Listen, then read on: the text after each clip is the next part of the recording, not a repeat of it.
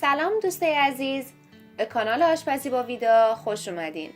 توی این ویدیو طرز تهیه سیب زمینی تنوری رو براتون آماده کردم. امیدوارم که خوشتون بیاد.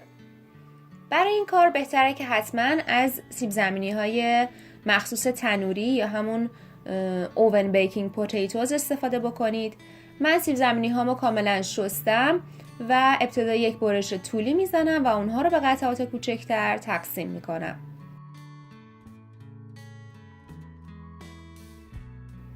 حالا مقداری آب داخل یک قابلمه گذاشتم جوش اومده، کمی نمک به اون اضافه کردم. به مدت 5 دقیقه سیب زمینی ها رو داخل آب جوش میندازم. بعد از گذشت این زمان سیب زمینی ها رو آبکش کرده و اونها رو داخل یک سینی فر میچینم.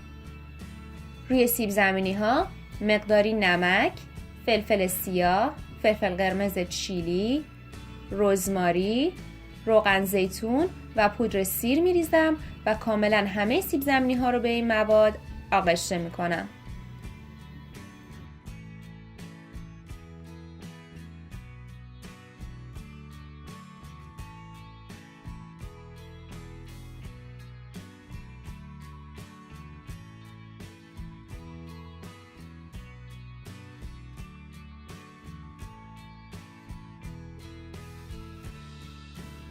حالا سینی فر رو به مدت 35 دقیقه داخل فر با دمای 190 درجه سانتیگراد قرار میدم. همونطور که ملاحظه میکنید سیب زمینی تنوری ما آماده است. شما میتونید مقداری هم پنیر پارمزان روی اون بریزید که بسیار خوشمزه میشه. امیدوارم که از این ویدیو هم خوشتون اومده باشه.